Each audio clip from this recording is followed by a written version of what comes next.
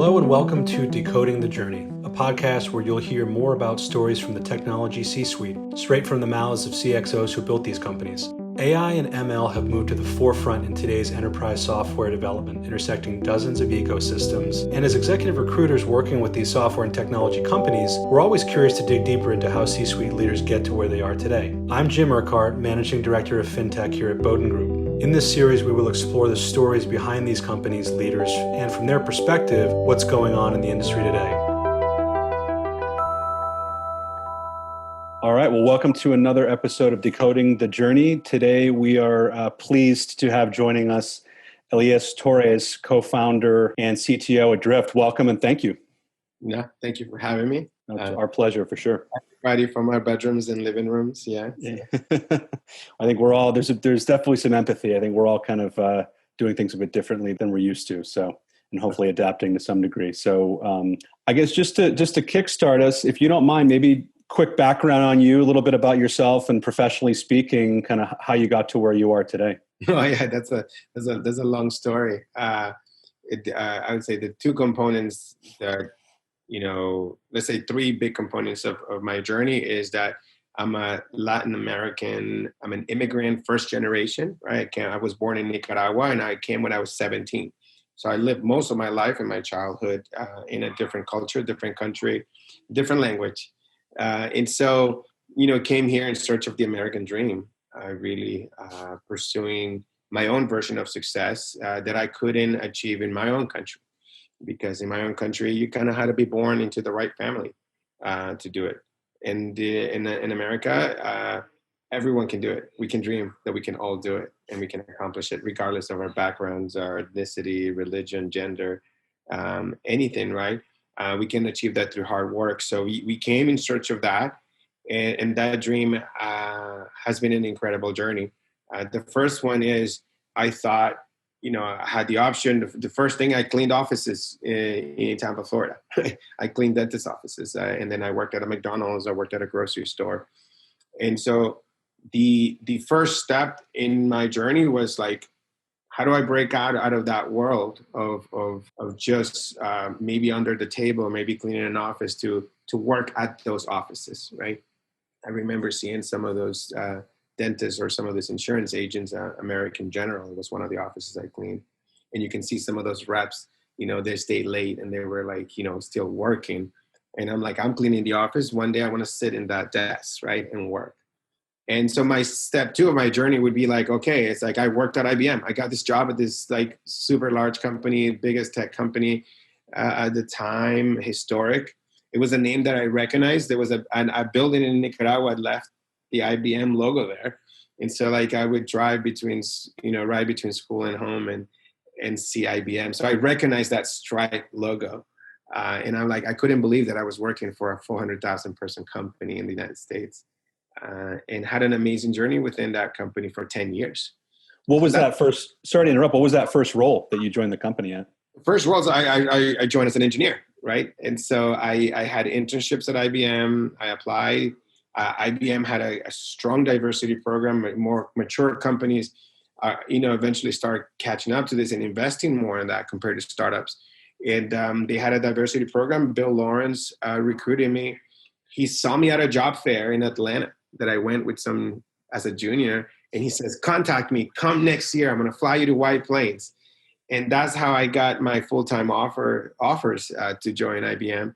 And I picked the one that was most technically appealing to me. And it was a big change, moving up to the Northeast from Florida, first time seeing snow, knowing nobody, around us, no family. It was crazy. And so we did that, made that move and worked there for 10 years. And it was an incredible journey. Learned so much. And my first job, actually, I was building chatbots at IBM under instant messaging. Wow. In 1999. That was my first project. That we've come a long way. Yeah, we've come a long way. I'm still building chatbots. It's no different. And then the next step after that, right, 10 years in there, learned so much, went to school. It's just a lot and happened in those 10 years. I think everybody, wants to grow and advance and think that I have people come to me and they're like, Elias, I've been working 1 year at Drift. Like, what should be my next step, right? It's like, am I growing fast enough? And And I just look back and I was, well, that was 10 years at IBM. 2 or 3 promotions I got, and it was not about the promotions, it's about what I learned and the people that I met and the experiences and maturity that I was able to gain. But it was time to go into phase 3, startup world, right? I would say startup world is something that I just felt that in the corporate world, I wasn't making the impact that I wanted. I needed a larger impact into an organization, into a customer base. And I knew that I had more throughput to move faster and make a bigger dent in the universe. And so that's why I jumped off from IBM, met David Cancel, my partner, and we've been working together since 2008, so about 12 years now, and have been in this startup journey until now. So that's kind of like the short roundabout way of where I came from and where I am now. I appreciate that backdrop. That's great, and a fantastic journey, no doubt. I want to go back to some of the maybe put a bookmark in some of the kind of big company versus startup experience. But speaking of Drift, your current company today, I think most people know Drift, but would love to hear from you. Just kind of brief overview of the company, where you all fit into the market. Yeah, it's like, so David and I have been in the sales and marketing space for a long time, building software as a service. To help companies really with their go-to-market strategy and implementation, right? And so what happens is that in order for a business to survive, they need to know how to create a brand, market, and be able to engage with their customers at scale through the internet, right? That's really has been our bread and butter. And so through that journey, in that experience, we come to the realization that marketing and sales has to evolve and has to be more buyer-centric, right? It's like, we can no longer just blast thousands of emails and just put up a website and write blogs and just expect everybody to come and just buy from you.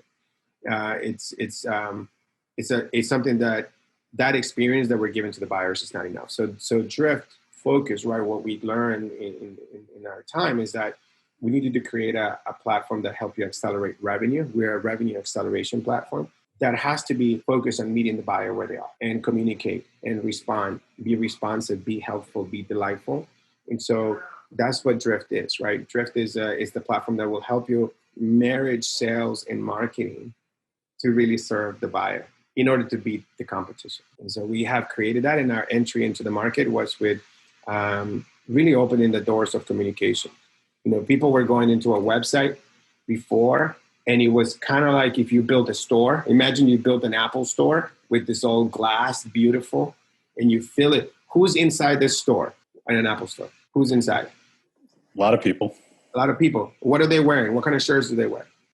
What do they call it? Geek Squad, or a bunch of Apple logos. Yeah, they wear this blue shirt with the Apple logo in it, right? So they're your salespeople, right?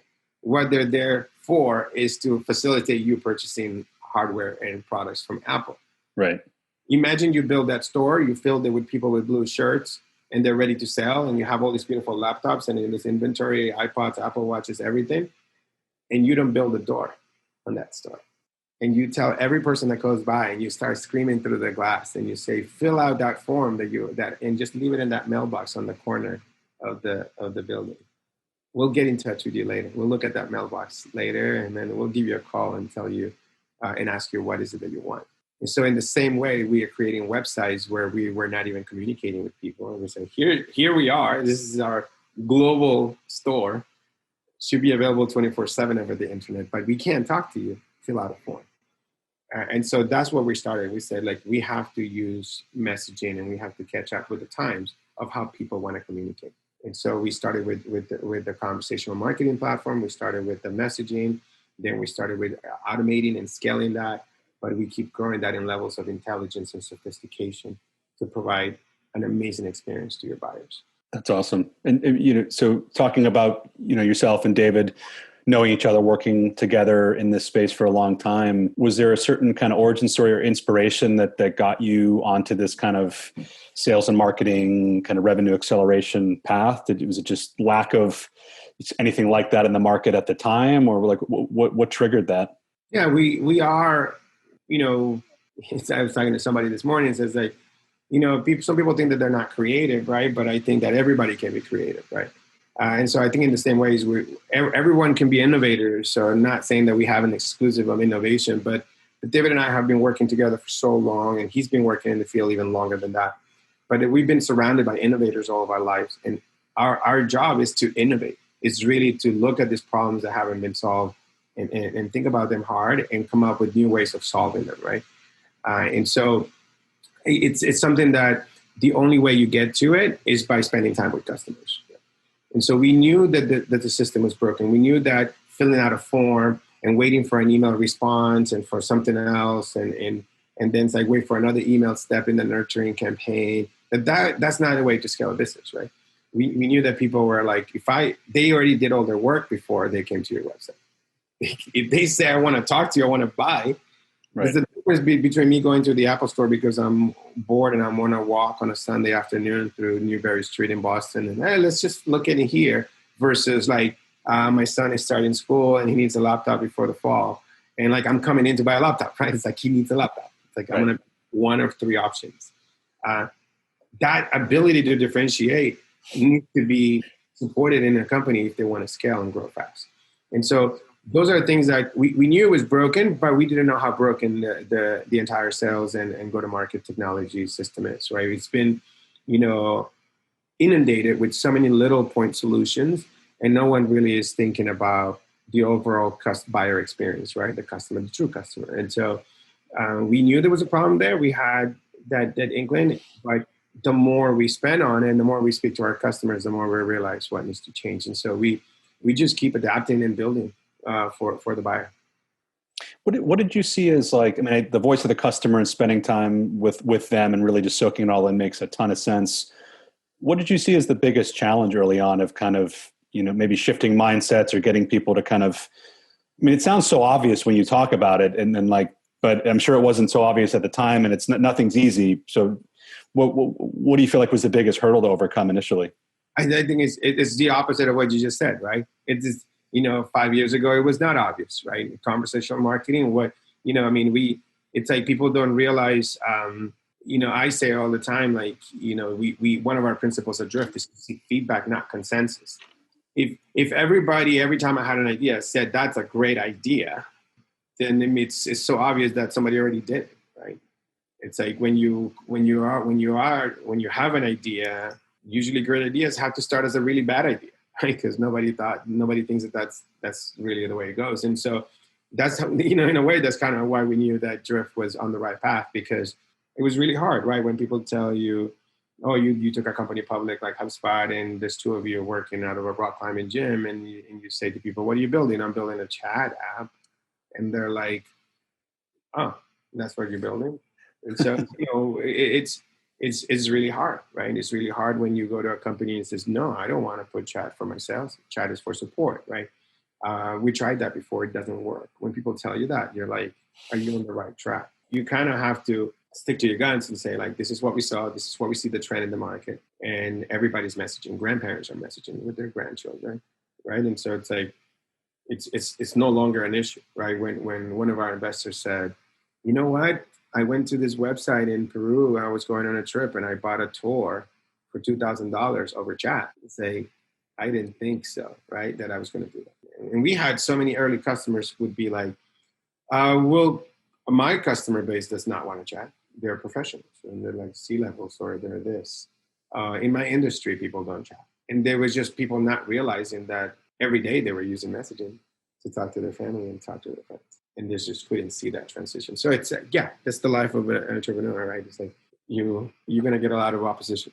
Right. I would imagine. Yeah. And I think, you become more resilient and learn to look at those as opportunities. You brought up an interesting point, though, when you're talking about, the difference of buying a t-shirt for $25 online is a pretty simple transaction. I probably already know I'm going to buy that and it's much easier. But did you find that the level of gravity or the level of difficulty, I mean, if you're trying to think about this in the B2B enterprise and these buying decisions are hundreds of thousands of dollars, like did that come into play from a level of difficulty perspective and getting the people to kind of engage on trigger those buying decisions at the enterprise level? Yeah, absolutely. I think that selling to the SMB to selling to the enterprise is two different, completely separate beasts, right?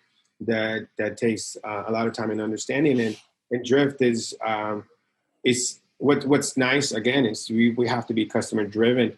I've known, many of the great companies that you see today in the history there, especially those companies that are truly, truly enterprise, they really were pulled by large customers, right? It's like the way that you start a company is that sometimes the easiest way to start is you start in the SMB, build a simpler product, catches on, people use it, people don't think about it too much. But then everybody has to go into the enterprise, right? And so you kind of force your way into the enterprise because you can sell deals at a much larger price, right? And so you can afford to grow fast. Very few companies stay and are successful in the SMB space. In our case, our enterprise customers are pulling us into the enterprise. Instead of us forcing our way into it, they're saying, no, I can use your product. I understand it. I need it.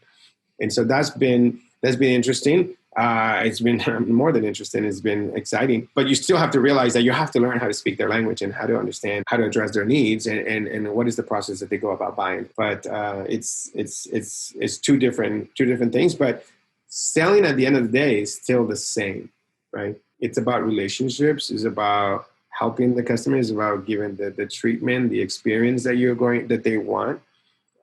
It's not that different. It's just maybe longer and more complex. Maybe it's not just getting one buyer, but you have to involve a committee of 15 people to make a decision of hundreds of thousands of dollars, right? But when you have the right people and the right leaders in place, it's actually, it's a pleasure, right? It's like when you see an enterprise and a whole team of people being successful, how do we grow our company from 1 billion to 5 billion in revenue? It's like, it's pretty rewarding, right? Go back to wanting to make a larger impact. That's awesome. And I think there's something to be said about just truly listening to customers and then lo and behold, getting pulled into areas that you may not have necessarily sought out to get into, but then you're in really, strategic conversations and open and honest and transparent conversations, which is not always a given. So that's really well said. I guess starting to talk a little bit more about Drift. I mean, it's clear that you all at the business have grown very rapidly, right? And which is awesome to see. And as a nice Boston company or Boston base, I should say. And with growth usually comes some element of change, and that, good, bad, and different. So as you've, in recent years, as you've grown fast, are there aspects of the business that you've tried to keep the same or consistent versus making necessary adjustments to just simply scale, if that makes sense? Or maybe, talk a bit about, preserving what's core to the integrity of the company when you and David started it versus just what you have to do to become a big company at scale. Yeah, I mean, I think that there are the constant, right, is the structure of our company, right? For example, one of them is our leadership principles, right? Those are principles. Those are not laws. Those are not just values, but it's really how we operate. And those have been around for many years now, right? We're talking about put the customer, they're verbs, they're sentences, right? They're not just a word, not a noun, but it's one of the first one is put the customer at the center of everything that you do. Create a culture of trust and respect. Stay scrappy. Seek feedback, not consensus. Deliver daily results. Be a curious learning machine. Practice extreme ownership, right? And so those principles there are like, one of the key components of our culture. Another one of our culture is our rituals, our meetings, how we meet, how we celebrate, our language, and the people in it, right? And the people that we want to attract, right? And so I think that has not changed. What changes is the way we operate. When you start a company, a really early, small number of people, it's just an amazing, chaotic dance, right? Of like, go as fast as possible, hire this, mistakes. And so like we are, maybe if you separate a company into 3 phases, I would say phase 1 is like put yourself on the map at all costs. And there's no good way of saying this is the perfect way of doing it. You just have to do that. Phase 2 is like pre-IPO of like, how do you really grow up into an organized, into a rhythmic company, right? That really knows how to operate, how to communicate, how to make decisions. And that's the state that we're in. That's the state that we're in, right? It's like we're almost 400 people now. And you always get caught into this middle stage of like, people expect, us to not behave like a startup, but they also sometimes expect us to behave like a 10-year-old company, right? with thousands of people. And so that's really the journey that it is. That is what changes every day, right? How we operate, how do we make decisions, how do we stay consistent, how do we train, how do we educate, how do we communicate? Those specific things are the ones that have to constantly keep changing, because the number of people that are in the company and the amount of information that needs to be disseminated is increasing every day, right? The complexity of communication changes daily.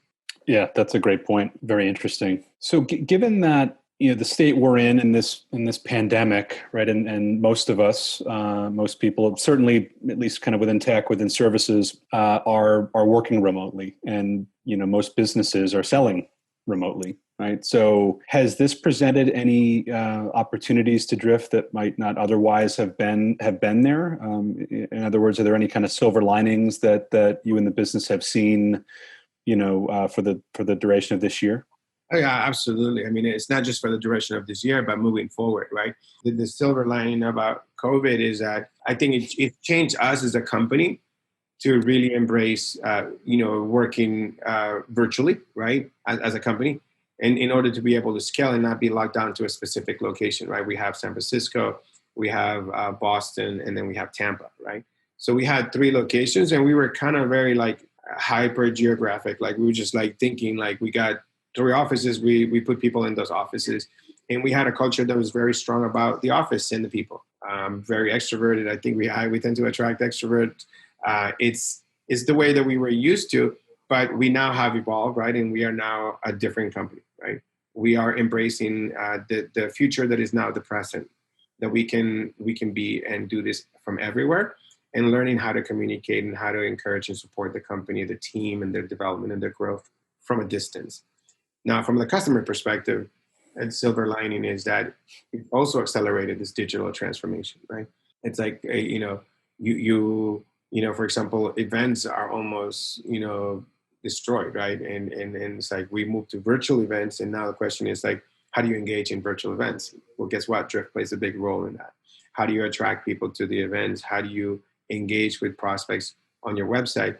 The website has taken now back to, the attention be at the center of everything, as we always thought of it, right?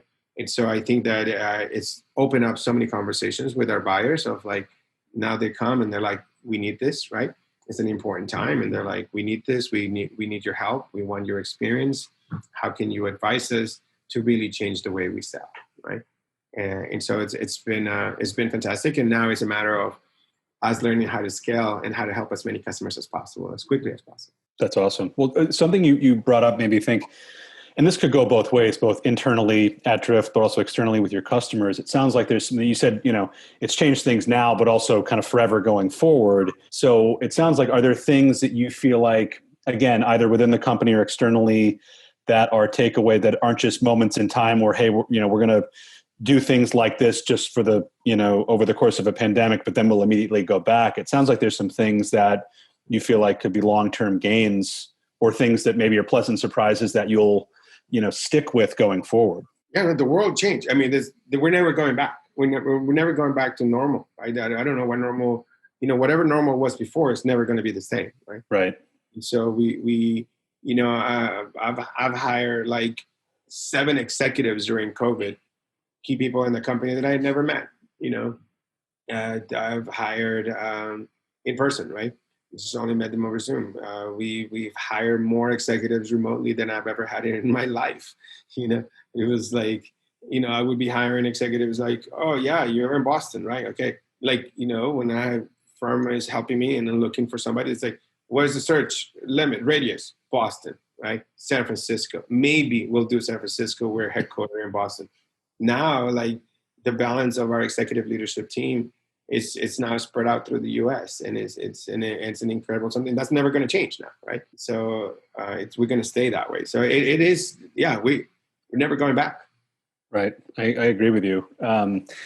That's an interesting point too, because and it's probably not surprising from an executive search perspective. Right? I mean, some of the biggest trepidation and kind of slowdowns, aside from companies just taking a few breaths and figuring out where they really at when this kind of broke, was getting some level of comfort in moving forward with these virtual hiring processes, right? And forget about onboarding. I mean, we've hired new people from the spring to now, and that's just decidedly different. And you've got to build a whole new set of muscles around that. But were there certain things that, I guess, knowing what you know now, certain things that got you comfortable, other than the fact that you just have to keep moving forward with the reality that, hey, we can't bring this person in the company. I can't go take him to lunch or get coffee or a beer or something like that.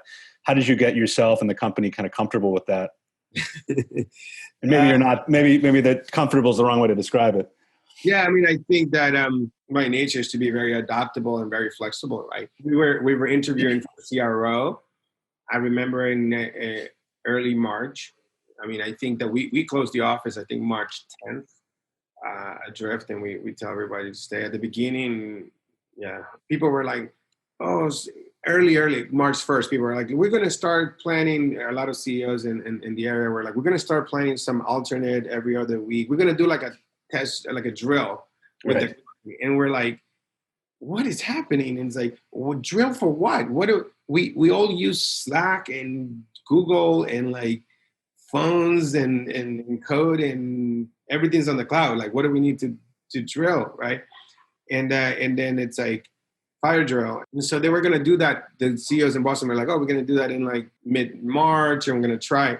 But March 10th, everything accelerated for us. And we were just like, everybody send an email Sunday night. I think we're like, don't show up at the office tomorrow. Done. And we just like pulled the plug. There was no other way to do it. But I was in the middle of interviewing a CRO at the time. And we're like, this is CRO. I'm like, it's like, I'm sorry, but like, I can't just hire you, I said. And so the CRO came in and flew from San Francisco, showed up Sunday night. We met in an empty office at our Drift office. And we like, David, the CFO, myself, I think it was like 3 or 4 of us. And we spent the whole day talking and getting to know each other, right? And unfortunately, it didn't work out, that candidate. But that's how I felt that day, right? Right. And then the next CRO, Todd Barnett, we ended up hiring. I started talking to him maybe 2 weeks after that, and now it was pretty serious, pretty understood from everybody. Like, don't get on a plane, right? And it's right. And so there was no way I was going to ask that. It's like this person could not come. We were going to do this over Zoom and over phone. And so it's, I don't know. It's, I think maybe that's another big silver lining. I think people always talk about, well, how do you get comfortable with X? If you're not forced to get comfortable, you just drag it out. It's because human beings just don't want change, right? When you have no option, look how quickly we adapt. Right? So there was I did it for one, everything else after that, remote. Never look back. Well, I think that's sage advice. And I think your view, if I heard you right, going forward and just being, I think a lot of progressive companies and progressive leaders look at this as opportunity, right? Where, geography is no longer a limiting factor, right? I mean, if you are truly a remotely distributed, globally distributed business, or however you're set up, but I think we took for granted, or maybe didn't think about enough, that we're all using all of these tools in our day-to-day work lives anyway, personally, professionally. It's a bit jarring when you're told, hey, overnight, do not come into the office anymore, and you can only do it this way. So there's a little bit of shell shock. But to probably think 1 or 2 cycles through, you realize, hey, look, it's not as big of a deal as we might have thought. And frankly, there's more to be gained. I mean, I'm not meeting you in person right now. We didn't shake hands. And obviously there's something that is missing there, but I don't think it's as big as people let on to be, at the beginning of this. I want to make sure we don't downplay the fact that we are extremely fortunate, right? That we have homes, that we have the ability to have, groceries delivered, that we have camera, that we have internet, right? Compared to a lot of communities, right, that don't have the access or the kinds of jobs where the only way that we are here, I want to make sure that people don't forget this. The only reason we're here is because there's a lot of people working really hard and putting their lives at risk for us to be in this position, right? So the last thing I want to do is complain about the situation and how this is difficult, right? It's like that, there's a lot of people that are taking even more risk than we are for the country to keep going. And so we have to appreciate that. And so we got to do our best to create jobs, to support the economy, to support the communities. And that's something that I've been finding ways to strike a balance and helping with many nonprofits here in Boston for us to overcome it. So like that's why it's like, I think, shoot, how hard is it for me to get comfortable? And it shouldn't be any hard, right? It's like, we got to go for it and help keep supporting the country, right? That is incredibly well said, inspiring, and I completely agree, right? I mean, I think it could be a hell of a lot worse, and so I think a lot of us are very fortunate, so well done. I guess shifting gears a little bit, I'd love to get your take on kind of, it feels like, AI and machine learning has become a bit, in some senses, it's become a bit trite in that everyone says they're in AI, right? I mean, my local coffee shop, I'm sure, says they kind of use, machine learning based robotics to sort beans. And from a sales and marketing perspective, can you talk a little bit about what the state of AI is right now? How do you think about it internally and how it's being harnessed, utilized? And I guess what are potential downsides or misses, that people might not know about, might want to hear about? Yeah. One bad thing to ask people in the audience is to go watch The Social Dilemma if they want to know. Have you watched that movie? I have not. I'm familiar with it, but I haven't gotten to it yet. So, like, if you want to be depressed and be doom and gloom and the world is ending, go watch that. If you think 2020 is bad, wait till you watch this movie. Right? That's frankly what steered me a bit away from it, but not to run and hide, but that's kind of the sense I got. Yeah, it's like there is documentaries on, every documentary is trying to create that kind of impact. I feel like this is one of the most powerful documentaries there is right now that is going to affect us in the future of like what technology is doing to us. So, and I'm a technologist, right? So it's a big responsibility that we have. So I think that it does connect to your question in the sense of AI can be used for evil. Absolutely. And it is affecting us in the real world, and it's affecting our minds and affecting our youth. And so there is AI being deployed that is not gimmicky, that is extremely powerful by big companies. It is the truth. Go watch that, make your own opinion, right? On the other hand, I would say, I'm in the early stages of AI, right? In that businesses, right? It's like there's just so many businesses online. There's so many websites, and we just don't have the capacity for every business idea, for every business that is running, to staff them and to create the experience that we need to give to each one of our prospective buyers, right? So we do have to find ways to scale that, right? It's just we're never going to be able to create as many businesses if we are as inefficient as we are today. And so, like, there's been promises made. I think do I have my Behind the Cloud book here somewhere? But it's like, Mark Benioff of why do we, I truly believe this is like, why are we going to have human beings do work? I'm kind of lazy, to tell you the truth, by nature. It's like, why do something that a machine can do for me? If a machine could digest for me that meaning into those points, and I focus then on reading those points and prepping my next action, suggestion, right? My focus is in building that relationship with that customer. It's like, why spend that time? I can do 2 customer calls in the same amount of time, right? And so why do that? So I think that there's so much that AI can do to help businesses scale, because it takes, being in a startup, you realize how hard it is to really grow your go-to-market team, and the strategies and the processes and the training and the education. Any idea, anything that you learn from another company and how do you disseminate that is so difficult. I think that AI has really very promising future for us to help us do those things. And a lot of people are talking about AI and don't have AI. And like, for example, in the chatbot world, right, we're very familiar with it. Most of the companies out there only have a decision tree bot, which is kind of like an IVR. And so we have the next generation of chatbots that are truly AI based, right? That we train based on human conversations. So we can have this conversation. Well, so how are you going, Jim? How's it going? How's everything? How's everybody treating you? How is COVID? How is this? How's your business? What is your biggest challenge today? And then listen. And you get to tell me your problem instead of telling me your title and your budget and your number of employees in your company. And so that's what decision tree bots can't do. Right? They cannot have a conversation. And AI, the AI technology that Drift has, can actually have a human conversation. So that's really the differentiation. When I say in my field, we're like the leader in the space because of that, right? Because the advances that we have made comparable to even large companies. Even companies like IBM Watson doesn't have that, right? It's still optimizing intent-based decision trees and not having a true dialogue manager that is event-based that can do context switching like a human can. A lot of stuff coming. It's very exciting. Awesome.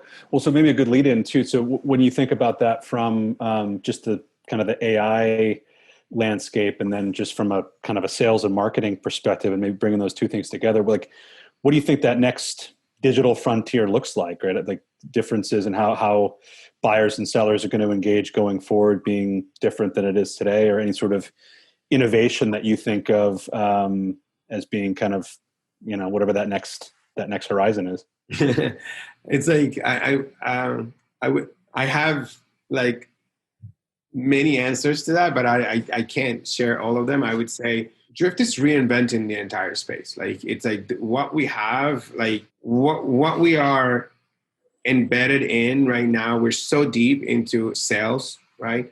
And how we are talking to our buyers, that we are really re-envisioning the entire process, right? The entire experience. Just the way that we treat customers is completely broken, right? It's like we just send an emails, we don't respond to them. We did a study, and like over half of them never responded.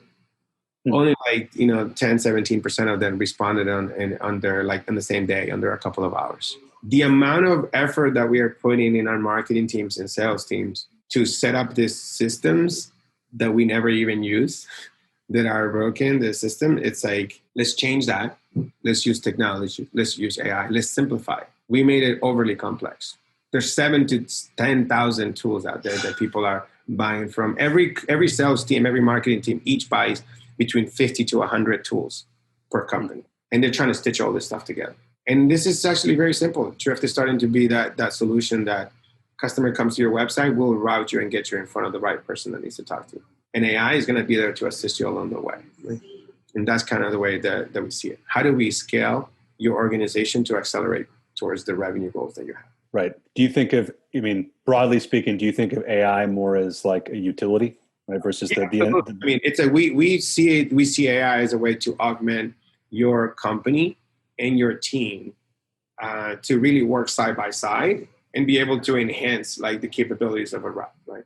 It's like, let's help reps do things before they have the meeting. Let's help the reps after the meeting. And let's do help to the reps and the managers of like how to understand what's happening at the entire, at the team level, right? Right. It is interesting, as you might imagine. This, you go back however many, 5, 6, 7 years when, big data burst onto the scene, and everyone wanted to be a big data company before, and then they want to be an AI company. It was like, well, what does that actually even mean? Yeah. And at the end of the day, it's a means to an end. It helps you, like you said, augment. It helps you facilitate and drive better scale and efficiency. But at the end of the day, you have to be a something company that's using AI or machine learning to create better outcomes. So for example, like concrete solution, you buy a Drift today, right? It's like, so, companies have sales organizations, and the AEs, the account executives, tend to be a really, expensive employee, right? They make a lot of money. When you have those employees, you're like, the way that the CROs think is like, we want to maximize their time in front of customers. Right. And a sales rep, an AE, has to do two things. They have to build a pipeline, and they have to close deals. Building a pipeline requires communication and development relationships, nurturing relationships with buyers, right? To get them to the point that they're engaged in the buying cycle. And so companies, CROs will create SDR organizations, right?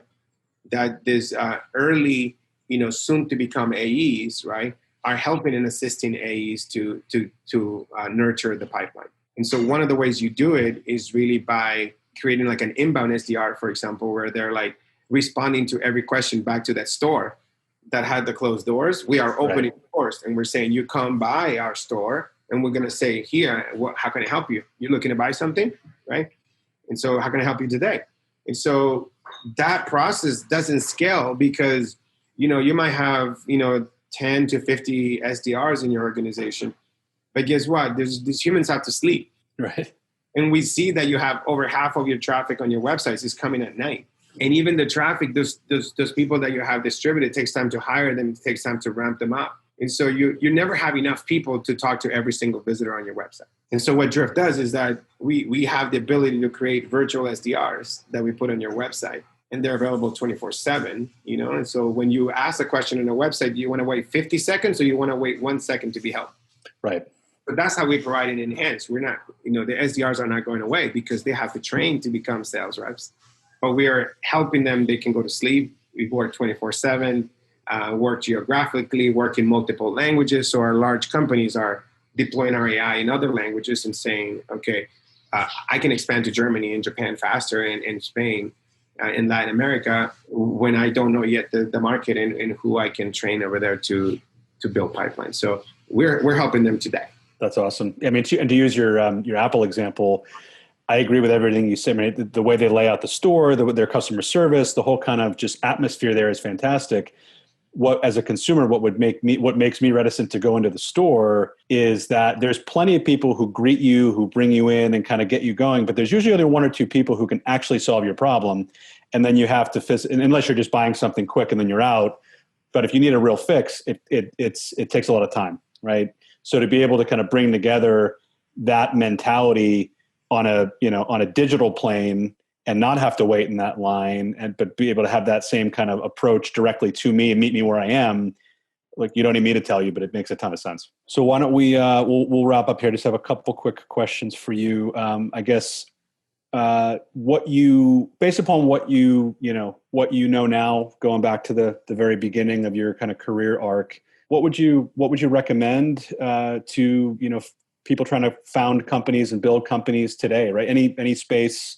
Doesn't have to be kind of specific there, but I guess are there any kind of learnings from the road that you would pass on to the next founder who hopes to build a $1 billion company?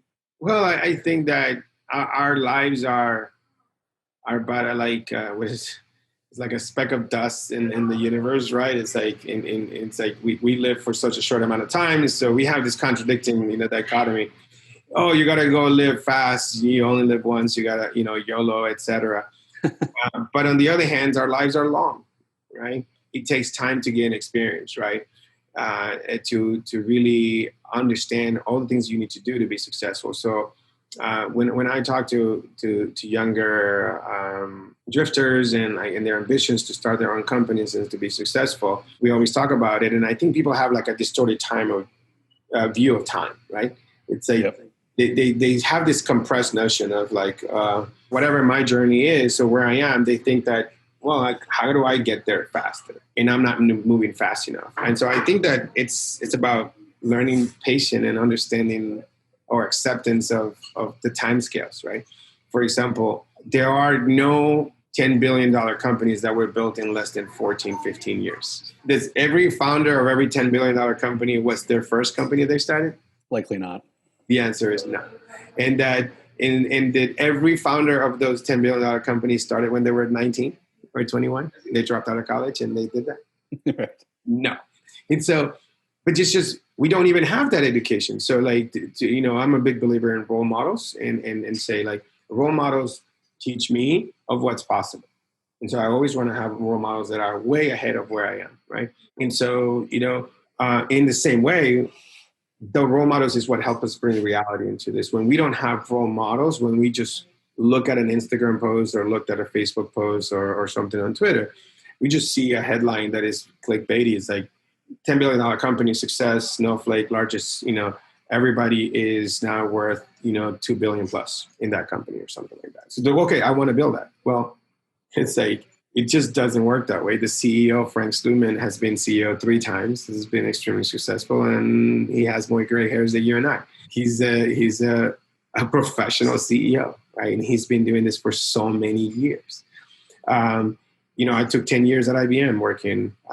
You have to have failure. You have to try companies. You have to learn. It takes time. Experience is what you get after you needed it. It says you're not going to have it. You can't acquire it before that. And so I think that that's really what I said. And, the average founder of some studies, and depending on how they rate them, are 42 years. Interesting. Yeah. And it goes up after that. It just gets better after 42, like 45. So there's a long road ahead, and in some ways, there's no shortcuts, right? Nothing is an overnight success. So that's the biggest advice, is to not be in a hurry, right? Have urgency, but understand that you got to learn so many different things, and it takes time to get there. So just keep going, and if you persevere, if you're persistent, you can get it. I think we're living an American dream, right? This is a great country, despite everything that's going on. It's possible because it's been possible for myself. And if it's possible for me, it's possible for 99% of this country. Very well said. And I think so balance, I guess, is a key takeaway too, of like, you have to operate with urgency. You probably have to move fast, but it's not going to happen overnight. And if you're too focused on quickening the pace, you're going to burn yourself out and not realize that anything great's going to take, time to get there. Everything great's going to take time, and you're not going to be able to understand what's working and what's not working, because you're going to think nothing is working. But And very quick sidebar, I will just, because our listeners won't be able to see us as you and I can see each other now as we record this, not a gray hair on your head whatsoever, whereas I have more than a few, so we'll leave it at that. But you're wiser. Yeah, fair enough. We'll go with that for sure. You're being kind. So you started on a personal note. You talked about your journey, which is very inspiring and much appreciated. Ending on one and maybe a lighter note, I guess, talk to us. I think the burning question our listeners want to know is what's your favorite food, and any sort of, kind of personal connection to it. My favorite food. At lunchtime, no less. So you might be hungry and craving it. No, I am actually, growing up in my country, right? I have the food from my country that I grew up and I love, but I have adapted, like we talked about it in the beginning, and I love so many foods. I love all foods, right? And I think that I have favorite dishes in almost every cuisine, and I enjoy learning how to cook them and how to eat them. So I think that I'm extremely flexible, right? And I love Asian food. I love Thai food. I love Chinese food. I love Italian food. I mean, I love everything. In fact, one of the recent things that I've been doing is, in Cape Cod, in Boston, eat a lot of seafood. We started, we make our own clam bakes now. So I'm becoming like a true New Englander. Okay. In the outdoors and just eating, clams, corn, and all kinds of spices and lobsters and seafood is just a wonderful experience to share with friends and family, especially in times like this, that we're able to do it with friends sometimes in a safe way, has been moments to cherish, I'd say. That's fantastic. Well, you definitely, if you weren't already, you're definitely minted as a New Englander when you go through a clam bake. But I agree, there's a communal aspect to that, family, friends, and it's nice to hear kind of the element of enjoying good food. But there's something to be said about, we've all got our favorite restaurants and little dives we go to, but also just, there's something communal and I think familial about making it yourself too, and learning and picking up that culture. So that's really awesome. So appreciate that inside view into one of your side hobbies. But it's been great talking to you again. If you're joining just now, you've missed out a great podcast from Elias Torres from Drift, and we thank you for joining us. It's been a great pleasure. Thank you for having me. Thanks for listening to today's episode of Decoding the Journey here with the Bowdoin Group. Don't forget to subscribe to and like our podcast on Spotify, Apple Podcasts, or wherever you stream, and subscribe to our blog at bowdoingroup.com for the latest episodes when they drop.